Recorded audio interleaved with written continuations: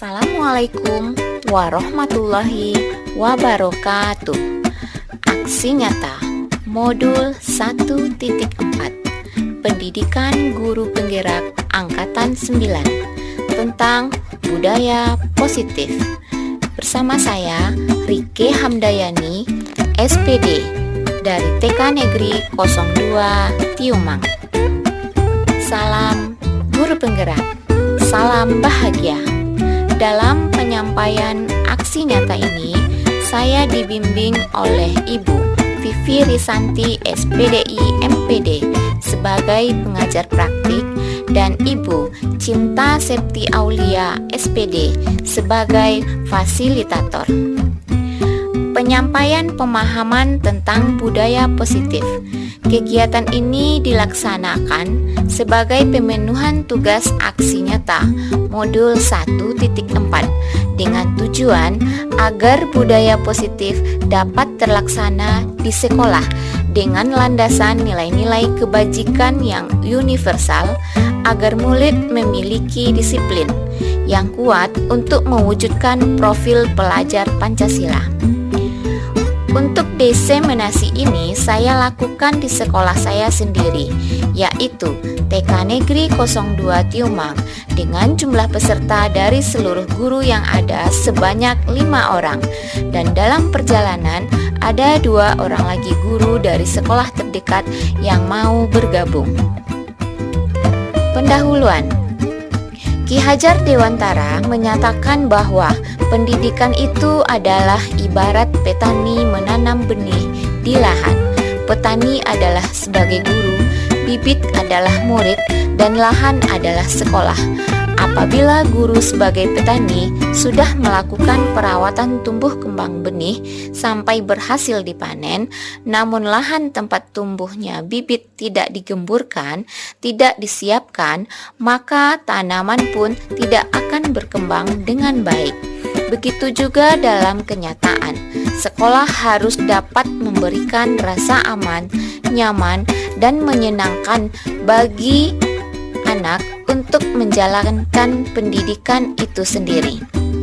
Tolak ukur pelaksanaan ini agar semua guru dan murid dapat memahami konsep budaya positif yang berlandaskan nilai-nilai kebajikan dengan kegiatan 1. Pemahaman konsep budaya positif. 2. Penerapan keyakinan kelas.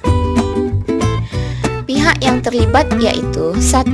Guru dalam penyampaian pemahaman dan pembimbingan pembuatan keyakinan di kelas masing-masing. 2. Murid sebagai responden dan pemberi respon, ide dan tanggapan dalam pembuatan keyakinan kelas. 3. Kepala sekolah sebagai penguat dan pembuat kebajikan. Harapan saya setelah melakukan diseminasi ini adalah semoga budaya positif dapat terlaksana di sekolah saya dengan baik sehingga terwujudnya suasana belajar yang aman, nyaman, dan menyenangkan bagi seluruh murid. Berikut akan saya sampaikan diseminasi saya.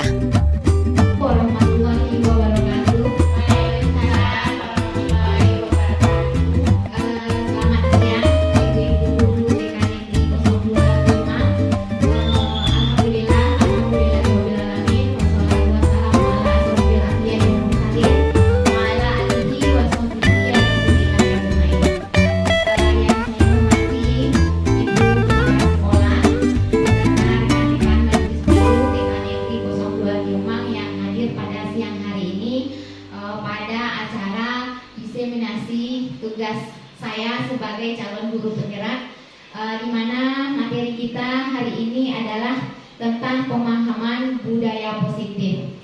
Sebelum kegiatan ini kita mulai, mari kita baca basmalah agar acara kita ini berkah dari awal sampai akhir.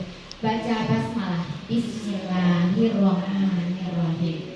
Baiklah ibu-ibu yang terhormat,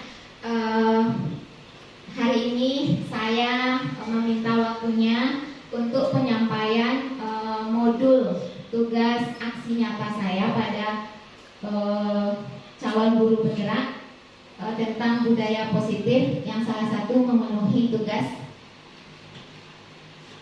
Sebelum acara kita mulai, sebaiknya kita speaking dulu ya. Bentar, ibu-ibu silahkan berdiri. Ibu yang silahkan berdiri.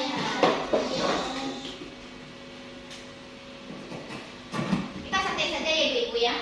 Mau tertawa juga boleh, mau apa juga boleh. Yang penting mana suaranya ini.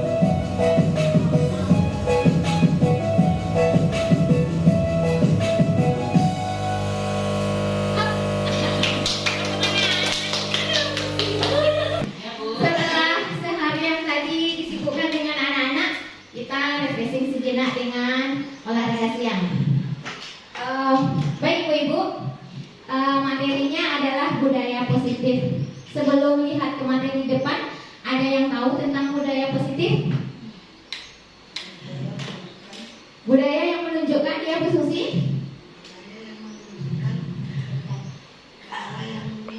Lebih baik.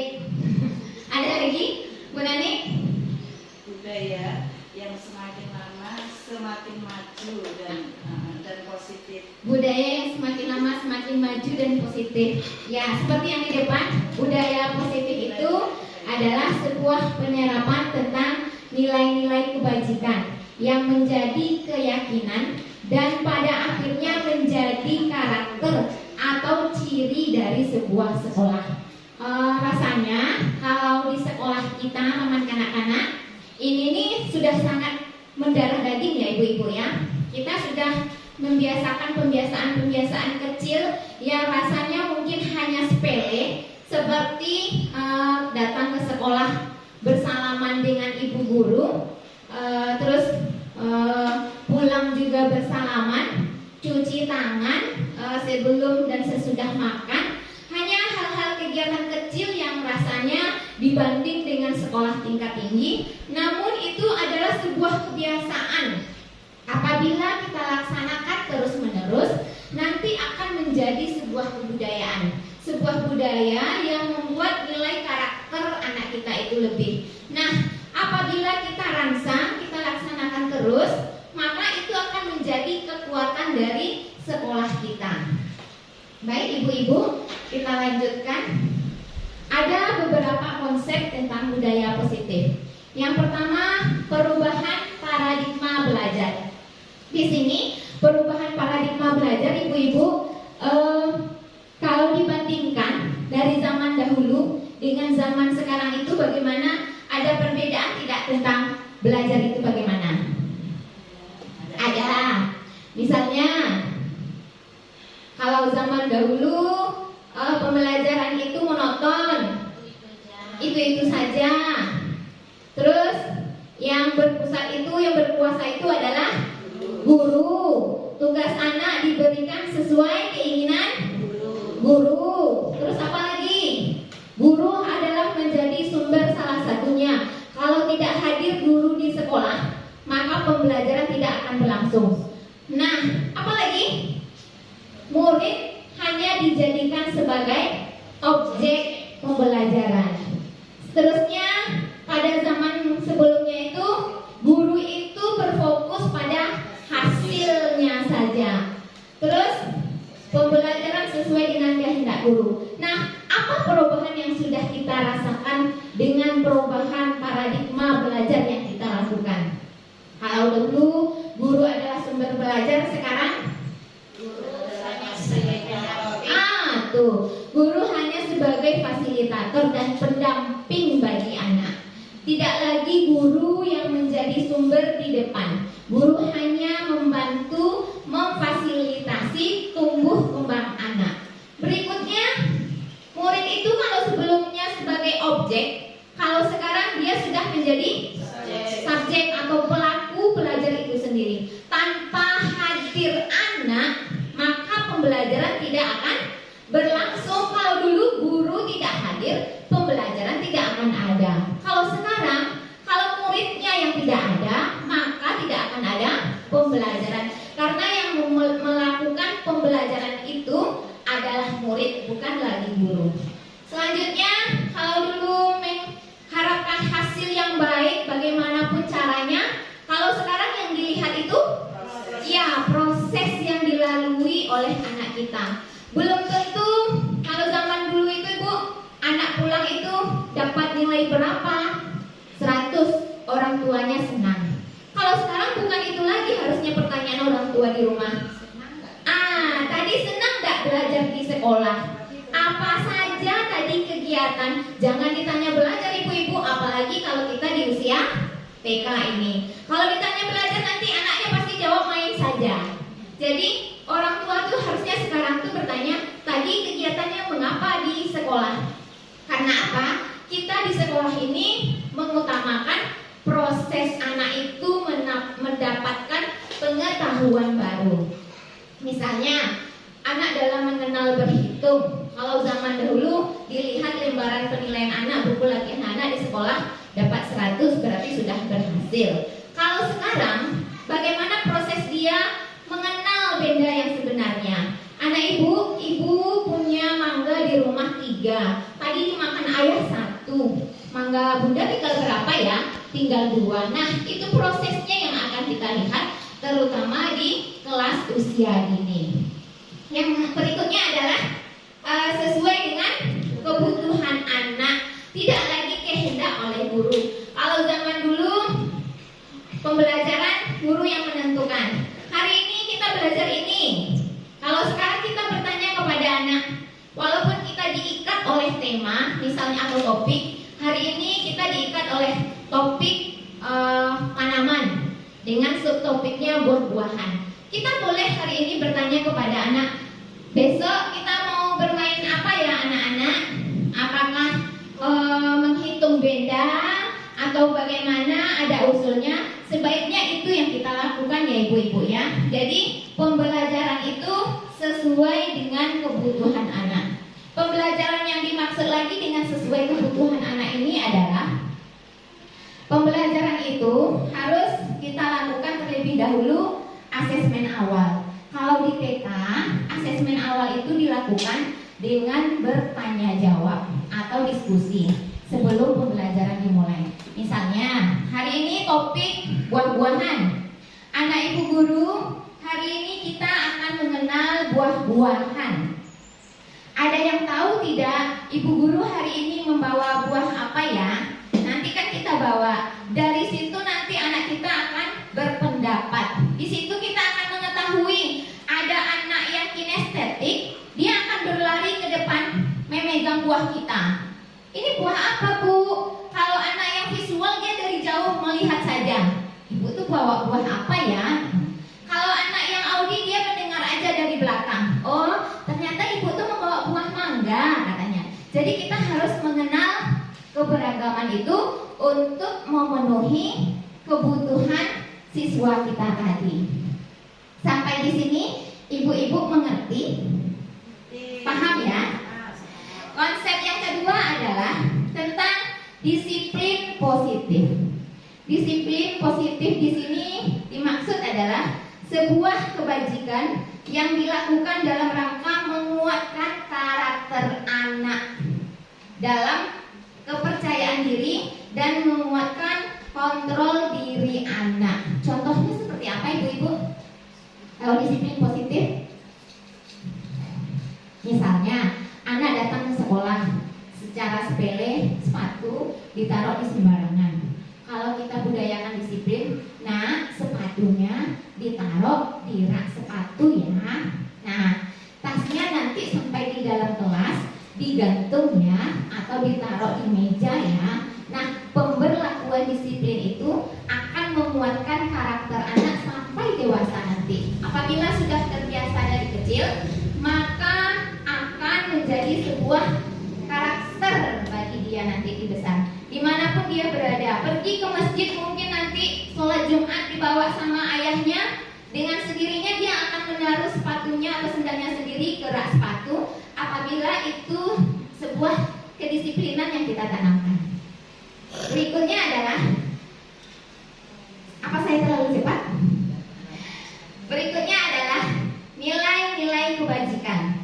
Nilai-nilai kebajikan merupakan sebuah perbuatan yang mengandung kebaikan, yang diwujudkan untuk mendapatkan rasa aman dan nyaman. Misalnya apa, ibu-ibu? Nilai kebajikan: saling menolong, apalagi saling menghormati, toleransi, apalagi ya, santun kepada guru. Nilai kebajikan juga ya, menolong teman yang dalam kesusahan. Kalau di sekolah kira-kira nilai kebajikan apa yang kita kategorikan yang sudah kita lakukan, ibu-ibu?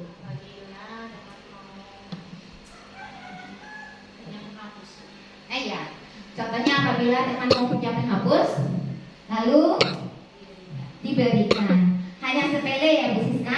Kadang-kadang anak kita itu egois juga.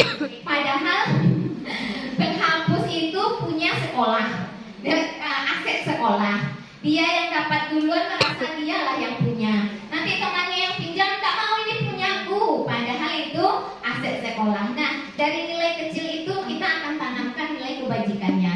Nah, ini punya bersama. Kita butuh dipakai. Apabila teman butuh, kita akan berikan kepada teman. Nilai-nilai kebajikan itu yang sebaiknya kita tanamkan. Apalagi di lingkungan sekolah kita ini yang majemuk, yang heterogen, yang baik dari segi budaya sosial sekitarnya, lingkungannya, mata pencarian keluarganya, pendidikan keluarganya, itu sangat heterogen sekali, sangat berbeda-beda sekali. Nah, disinilah kita harusnya bisa menanamkan nilai-nilai kebajikan, terutama nilai toleransi.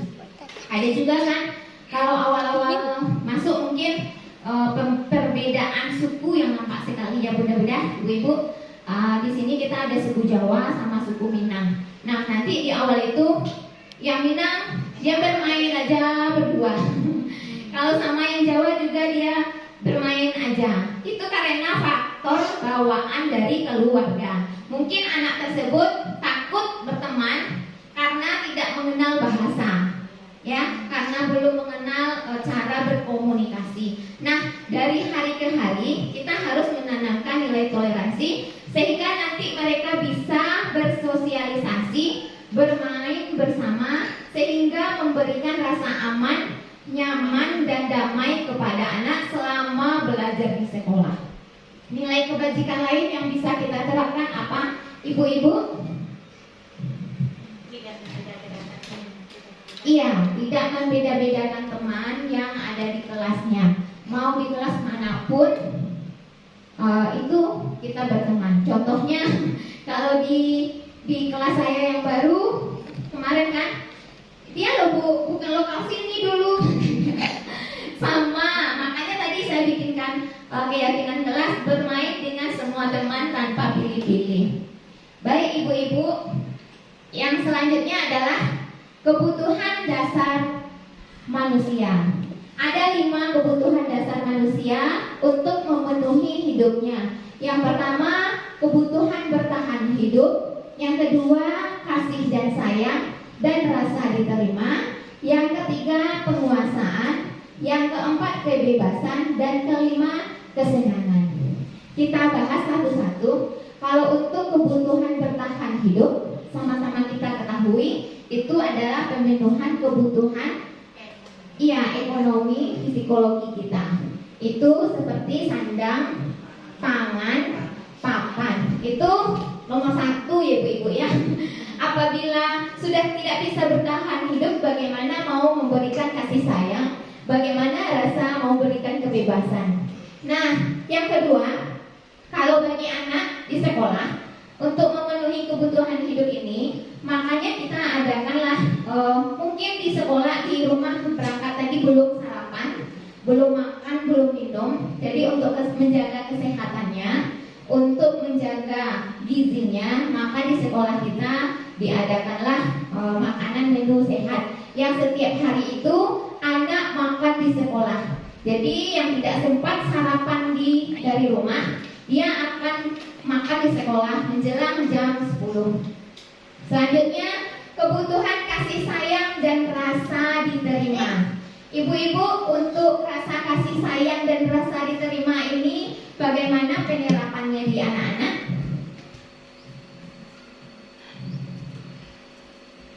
Kira-kira? Misalnya, dari rumah itu ada anak kita yang cengeng ya, menangis. Sampai di sekolah masih manja-manja menangis. Sebenarnya dia itu ingin mencari kasih sayang dan diterima. Mungkin di rumah itu bundanya sibuk, atau mungkin di rumahnya itu dia selalu diperhatikan. Anak yang kurang perhatian, anak yang diberikan perhatian lebih, itu efeknya sama. Dia akan mencuri kasih sayang, mencari rasa diterima kepada teman-teman dan gurunya di sekolah. Jadi tidak baik juga kalau kita kurang perhatian kepada anak.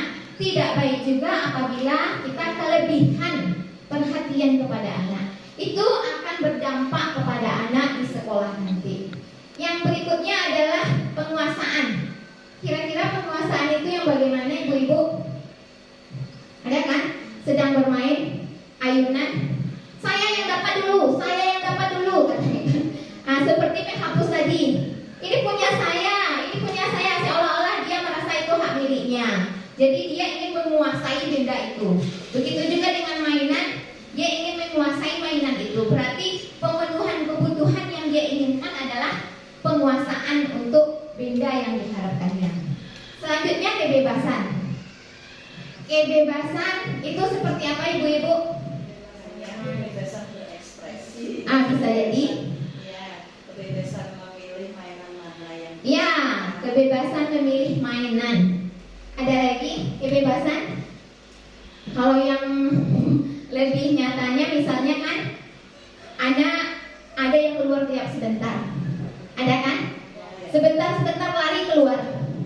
Sebentar-sebentar lari keluar. Sebenarnya kalau kita diagnosa, kita teliti, itu adalah nilai kebebasan dia harapkan. Dia tidak ingin mungkin belajarnya di dalam, dia ingin belajarnya di luar. Cuman kita yang kurang paham, jadi kita menganggapnya anak tersebut yang salah.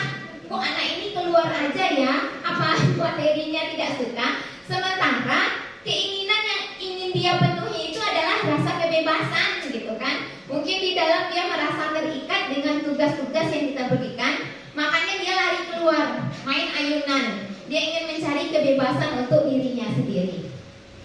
Untuk rasa kesenangan bagaimana ibu-ibu? Bagaimana itu? Contohnya kesenangan? Bermain bersama teman. Ya, contohnya bermain ayunan. Mereka mau bersama-sama saja. Contohnya tadi ada juga bermain dengan dua orang aja, itu aja. Mungkin dia merasa kesenangannya sama temannya itu saja, atau dia ingin merasakan kesenangan pada mainan itu saja. Itulah macam-macam pemenuhan kebutuhan hidup manusia, termasuk orang dewasa, begitu juga dengan anak-anak. Yang kelima adalah keyakinan kelas. Selamat datang Bu Sari. Dilanjut ya Bu Sari. Keyakinan kelas. Keyakinan kelas adalah sebuah kesepakatan antara murid dan guru dalam menciptakan disiplin positif untuk mewujudkan suasana kelas yang aman, nyaman, dan tertib. Nah, sebelum belajar guru penggerak ini, saya juga kewalahan kalau untuk memberikan ketenangan, kenyamanan di kelas itu. Dengan usia anak-anak, mereka semaunya sendiri, seegonya sendiri. Jadi kewalahan saya bagaimana, itu terutama tahun kemarin ibu-ibu ya. Jadi semenjak mengenal keyakinan kelas, kita bisa membuat kesepakatan dengan anak itu tentang apa yang boleh dilakukan dan apa yang tidak boleh dilakukan di dalam kelas. Yang tujuannya nanti kita bisa mewujudkan suasana yang aman, nyaman bagi anak. Itu semua kita input dari usulan dari anak. Mungkin kita sebagai guru, kita hanya membuka sedikit, meminta, mencerahkan sedikit. Misalnya nanti ibu guru mau kita berbicara bergantian. Bu guru catat ya, seperti itu. Nah usulnya Bu Susi bagaimana? Nanti dicatat juga. Bu, tidak boleh berantem, katanya dicatat. Bu, tidak boleh lari-lari. Apapun ide anak itu sebenarnya dia tahu kesalahannya sendiri-sendiri. Jadi ini sangat membantu sekali ibu-ibu. Apabila dia langgar, dia akan tahu sendiri. Nah, yang membuat aturan ini siapa kemarin ya? Kita cuma mengingatkan itu saja.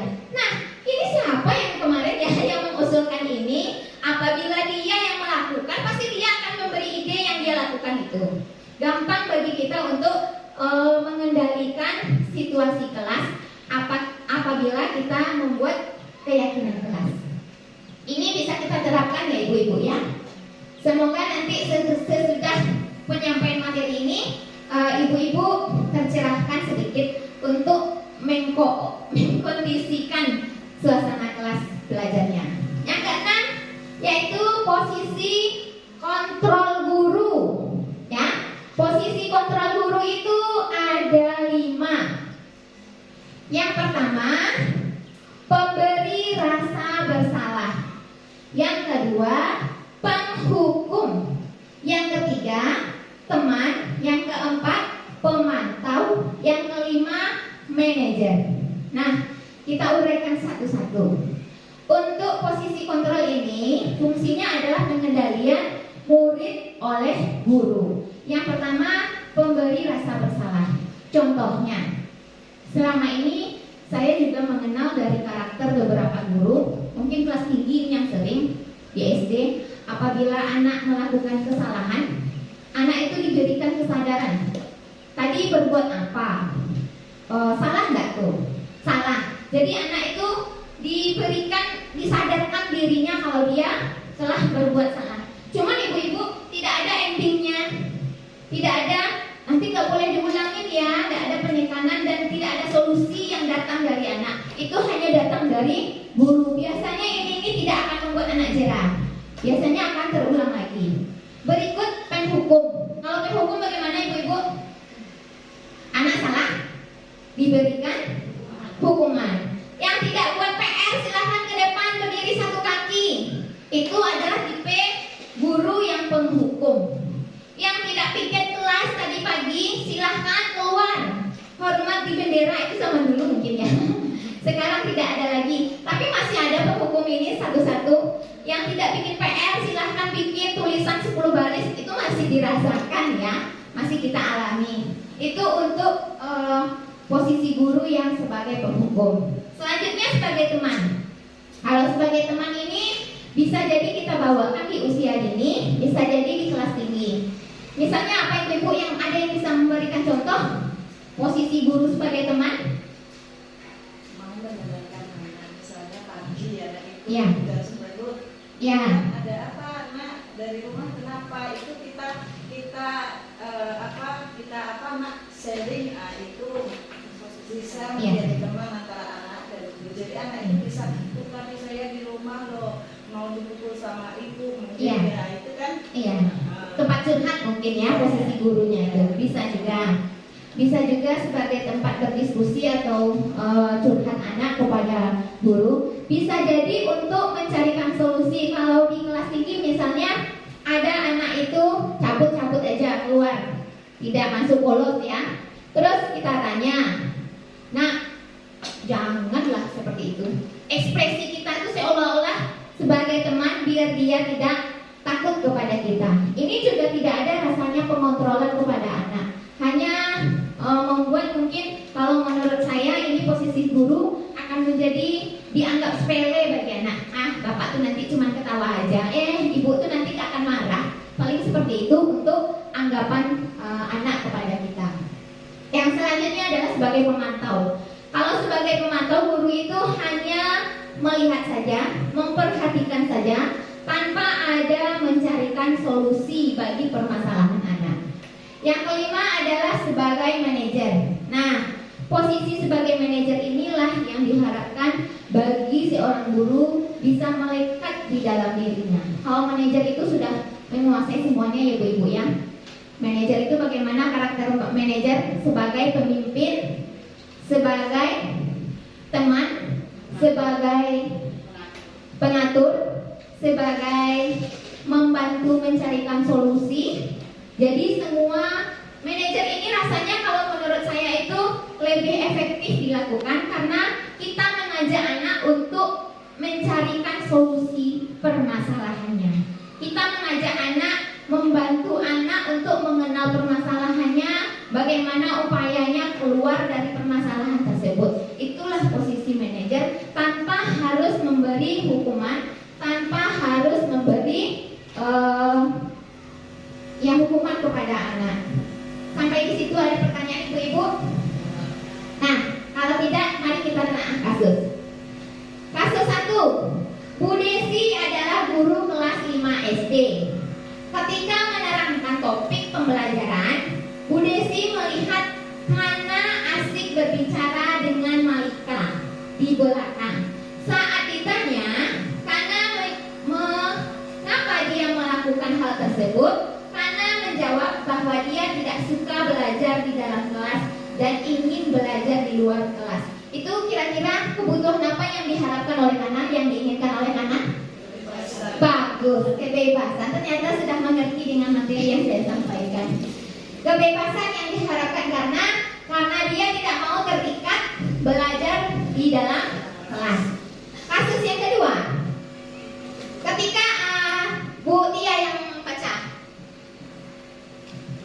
Ketika kegiatan istirahat, Bu Dini melihat Yaya merebut mainannya dari Alvin. Setelah ditanya oleh ibu guru, kenapa Yaya? Mengapa dia melakukan itu? Yuyu menjawab bahwa dia juga ingin mainannya tersebut. Kebutuhan apa yang diinginkan Yuyu? Betul apa ibu-ibu yang diinginkan Yoyo? Penguasaan ya. Karena dia tadi ingin juga mainan yang dimiliki oleh teman. Jadi dia ingin menguasai juga permainan yang sudah diambil oleh Alvin. Selanjutnya kasus yang ketiga, Bu Siska. Bu Dinda adalah seorang pedagang. Saat melakukan kegiatan mewarnai gambar, salah seorang muridnya mencoret dinding sekolah dengan krayonnya. Saat ditanya Bu Dinda, muridnya menjawab, tidak kenapa-kenapa Bu. Kan cantik, Bu, kan cantik.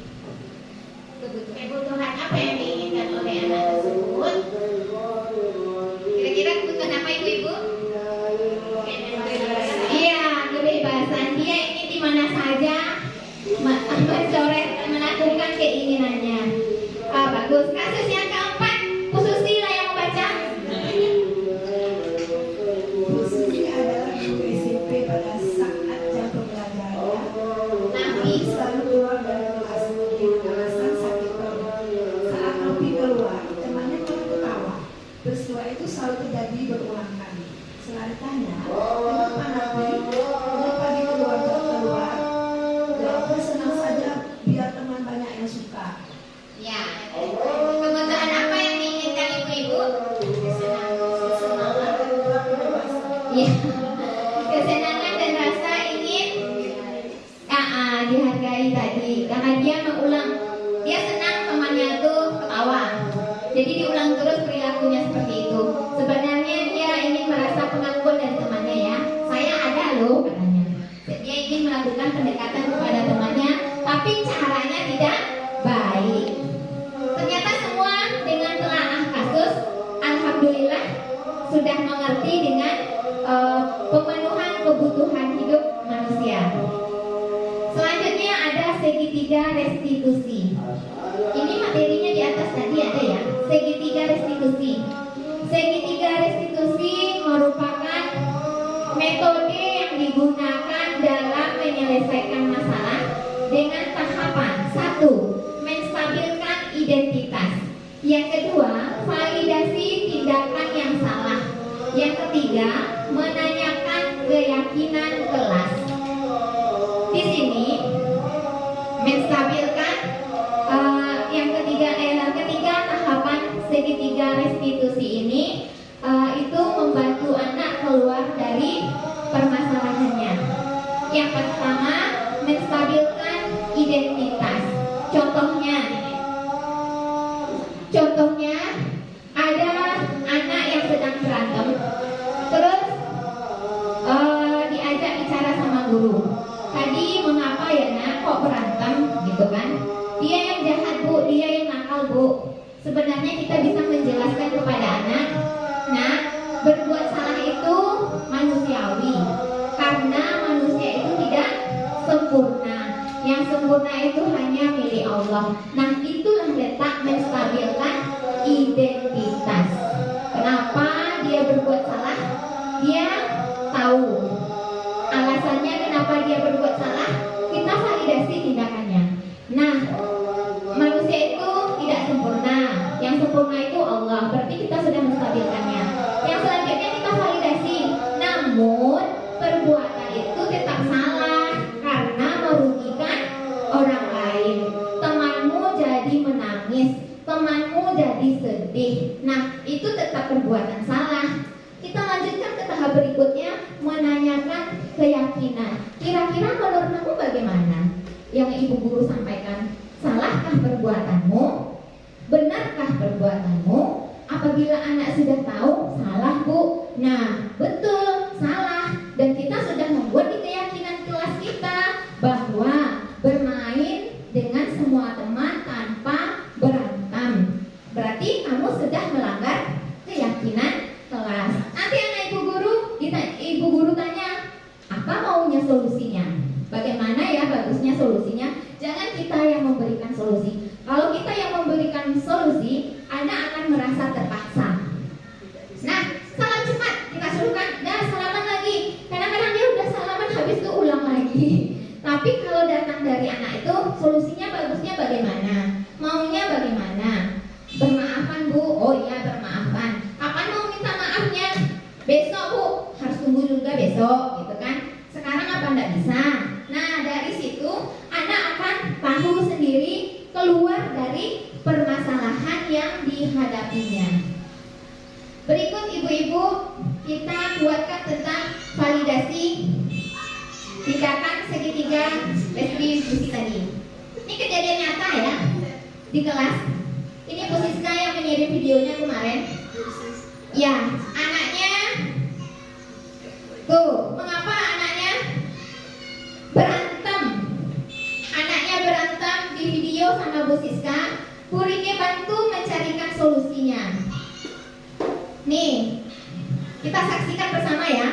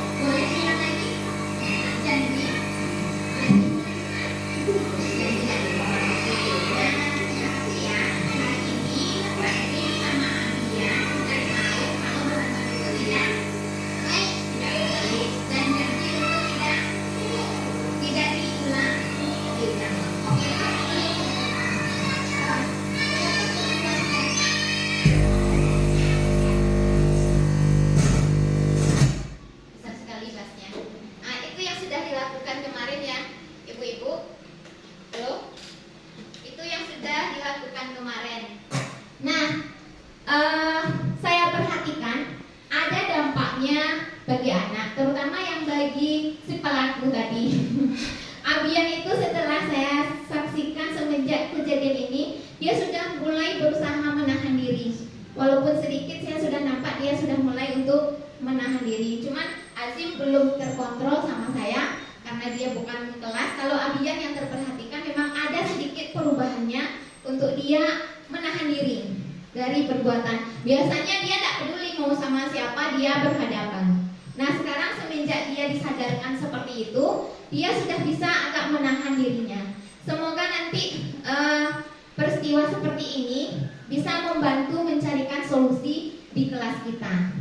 Anak dibuat menyadarkan kesalahannya sendiri, anak dikuatkan bahwa perbuatannya itu adalah salah, dan anak ditanya bagaimana solusi yang baik agar anak itu sendiri nanti, oh itu solusinya datang dari dia.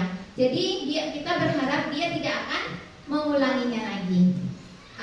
Itu adalah segitiga restitusi.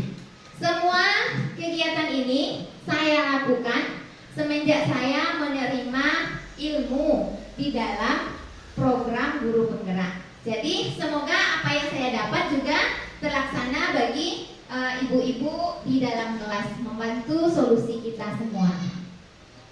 Baik ibu-ibu, yang selanjutnya adalah keyakinan kelas. Selanjutnya membuat keyakinan kelas. Karena ini prosesnya sudah saya lakukan, kita pagi-pagi itu bersiap dengan anak, meminta anak membuat peraturan-peraturan. Walaupun bahasanya belum baku, walaupun bahasanya belum belum benar, kita terima saja, kita tampung saja apa yang disampaikan oleh anak tersebut. Kita catat semua, kalau bisa semua murid kita itu dapat memberikan pendapatnya masing-masing agar mereka merasa diberlakukan sama. Ada kan Bu di kelas itu anaknya pendiam, gak mau, tetap kita mintakan, kalau bisa kita gilirkan. Kalau menurut dia bagaimana? Padahal udah dibaca tadi sama temannya, tetap oh iya udah ada tadi. Apalagi tetap diterima agar semua kelas itu mengetahui keyakinan kelas yang mereka buat bersama. Ibu-ibu, saya berharap untuk keyakinan kelas ini dapat terlaksana bagi kita semua. Apapun bentuknya, kita akan bisa melaksanakannya. Sampai di sini ada pertanyaan ibu-ibu?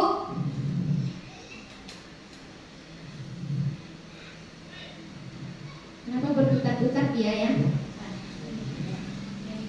Jaringan? Ada sinyalnya?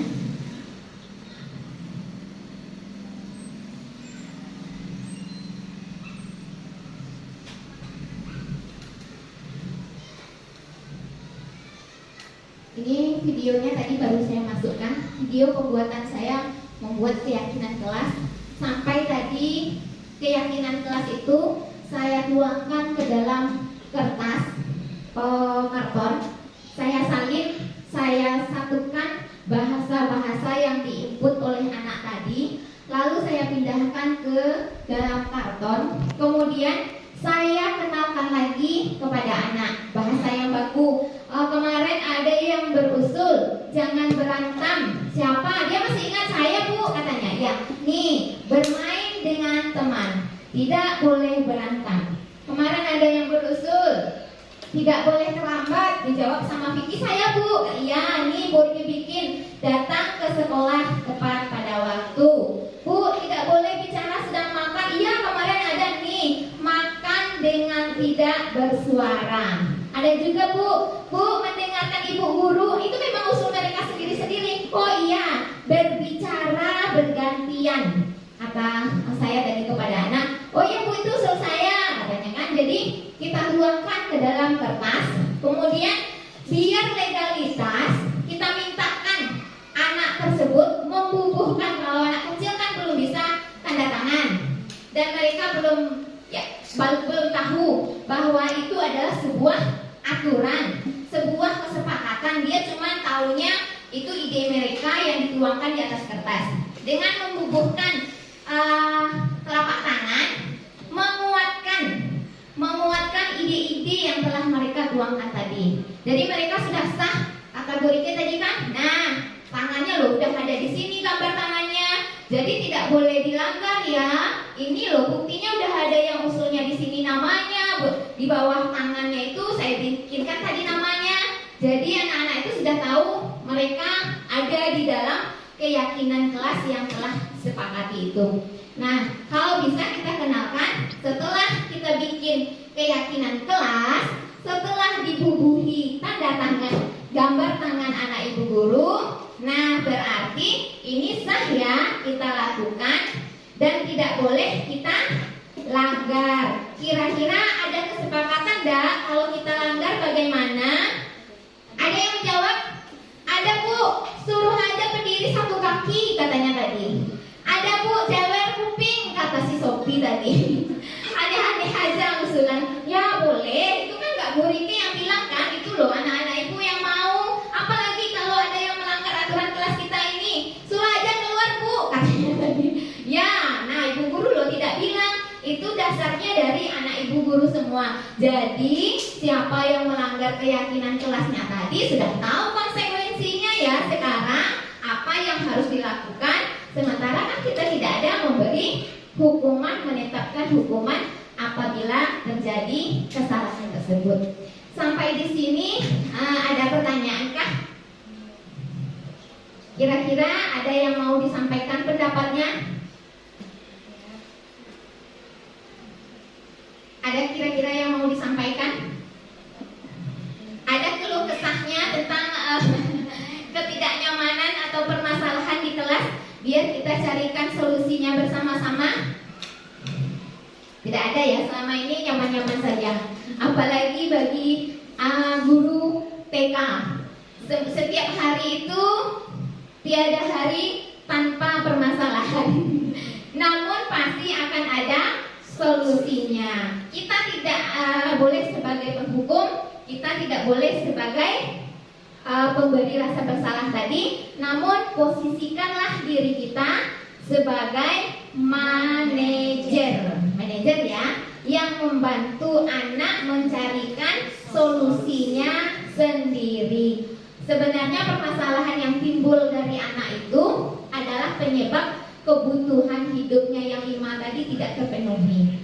Di rumah dia kena marah pagi-pagi, berarti rasa kesenangannya sudah tidak terpenuhi. Makanya di sekolah bikin masalah. Baru sampai di sekolah tinju teman satu, karena rasa kasih sayangnya tadi tidak terpenuhi, sudah dimarahi dari rumah. Begitu pula dengan anak-anak lain, mungkin yang hal sepele yang dilakukan sebenarnya itu adalah imbas dari kebutuhan hidup tadi yang tidak terpenuhi atau belum terpenuhi. Oke ibu-ibu, kalau tidak ada lagi yang dipertanyakan, sebelum kita tutup, saya mau mengajak ibu-ibu tepuk Minangkabau. Bisa ibu-ibu? Tepuk Minangkabau.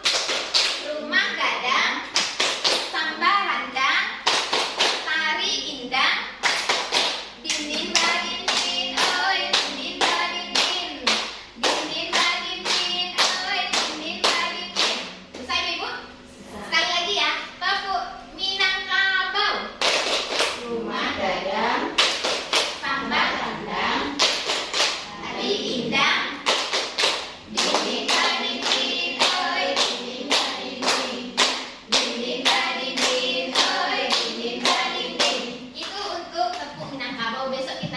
juga karena nuansa kita Jawa di sini, kita cari juga ya ibu-ibu ya. Baiklah, mungkin hanya itu.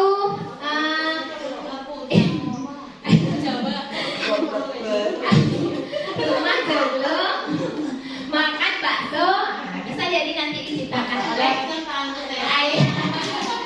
Nanti ditunggu kreativitasnya. Ayah, ditunggu kreativitas Kominda nanti berkoordinasi. Jadi khususnya berkumpul.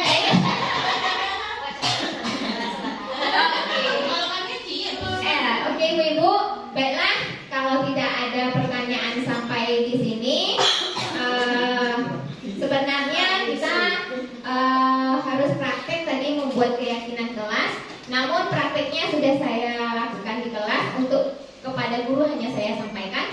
Semoga kita semua paham cara membuat keyakinan kelas ya, dan dapat kita laksanakan di kelas kita masing-masing. Baiklah ibu-ibu, sebelum saya akhiri kegiatan ini, saya mengucapkan terima kasih banyak atas waktu yang telah diluangkan pada hari ini. Semoga apa materi yang saya sampaikan banyak sedikitnya membantu menambah ilmu pengetahuan baru bagi kita semua. Sebelum kita tutup, marilah kita membaca hamdalah. Alhamdulillahirabbil alamin. Baiklah, saya yang di depan tadi yang berbicara dari awal sampai akhir, mohon maaf jikalau ada kehilafan, kesalahan, dan terima kasih atas perhatiannya dari kita bersama. Saya sudahi. Assalamualaikum warahmatullahi wabarakatuh. Waalaikumsalam warahmatullahi wabarakatuh. Dalam pelaksanaan aksi nyata ini, saya juga membuat keyakinan kelas bersama murid di kelas saya. Berikut akan saya sampaikan proses pembuatan keyakinan kelas bersama murid di kelas saya sampai didapatkan sebuah hasil kesepakatan keyakinan kelas yang sudah dilegalitaskan oleh seluruh anggota kelas dengan membubuhkan gambar telapak tangan yang menyatakan bahwa mereka ikut berpartisipasi dalam membuat keyakinan kelas dan ikut melaksanakan keyakinan kelas secara bersama-sama.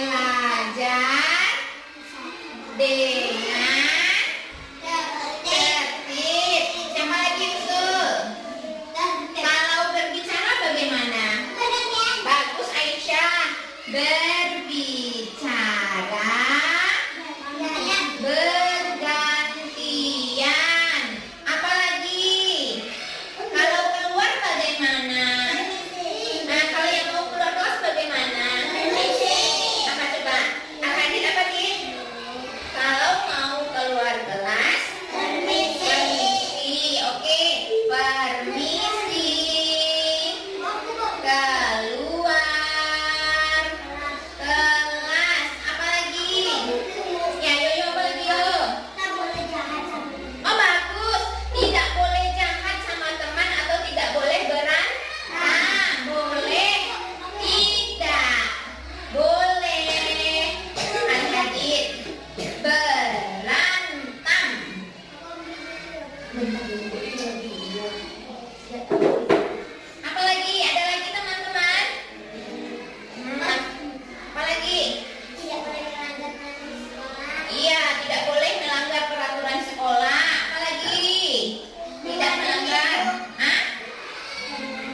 tidak melanggar peraturan. Apalagi kalau makan bagaimana? Mendengarkan ibu guru bicara. Iya, pintar Halim. Mendengar ibu guru. Apalagi kalau kita makan bagaimana? Kalau saat kita makan bagaimana bagusnya? Bagaimana bagusnya kalau kita makan? Baca doa sebelum belajar dan sebelum makan. Terus apa lagi? Kalau kita makan bagaimana? Bolehkah kita makannya bersuara? Bolehkah ya? Bagaimana bagusnya? Tidak boleh. Ya, tidak boleh makan. Tidak makan, tidak berbicara. Kalau kita makan berbicara sambil berbicara bagaimana? Iya. Ada lagi usulannya teman-teman? Ada lagi usulannya? Ada lagi tidak usulannya? Oke. Ayo kita ulang dari yang pertama. Tidak boleh berlambat. Halim udah. 2. Belajar dengan tertib. Yang ketiga, berbicara dengan tiap. Yang kelima, permisi. Yang keempat, keluar kelas. Pintar. Yang kelima, tidak boleh berantem.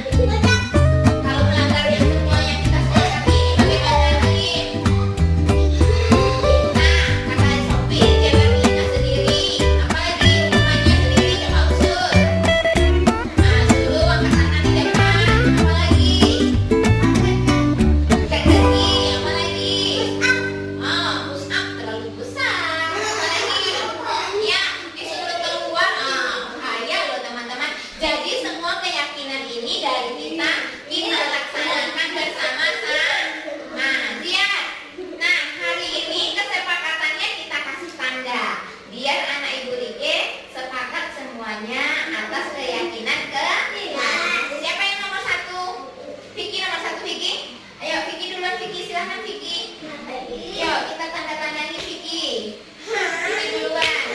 Mana jari Vicky yang kiri? Jari Vicky yang kiri kita tempel. Kita gambar. Kita jadi pegang Vicky.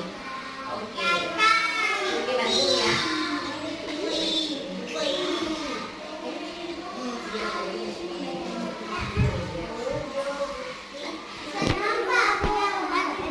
Pintar Vicky.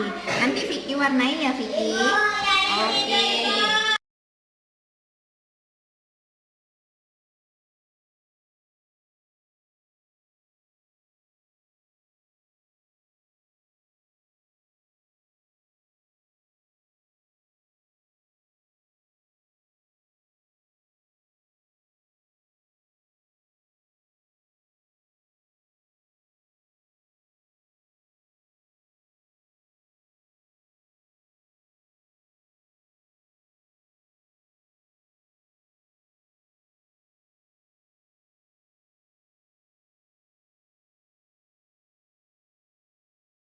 Kesimpulan dari pelaksanaan aksi nyata yang saya lakukan, baik penyampaian pemahaman budaya positif kepada rekan guru maupun pelaksanaan pembuatan keyakinan kelas, perasaan peserta sangat senang dan bahagia. Setelah mengetahui dan memahami tentang budaya positif, rekan guru sama-sama sepakat untuk memulai dengan melakukan dan mempertahankan nilai-nilai kebajikan universal yang sudah ada dilakukan sebelumnya, dan murid-murid pun berusaha untuk melaksanakan keyakinan kelas yang sudah disepakati bersama. Demikian hasil aksi nyata saya pada modul 1.4 ini. Terima kasih atas perhatian dan partisipasinya. Semoga hasil karya saya dapat bermanfaat bagi diri saya sendiri dan bagi orang-orang yang terlibat dan melihat hasil karya ini. Assalamualaikum warahmatullahi wabarakatuh.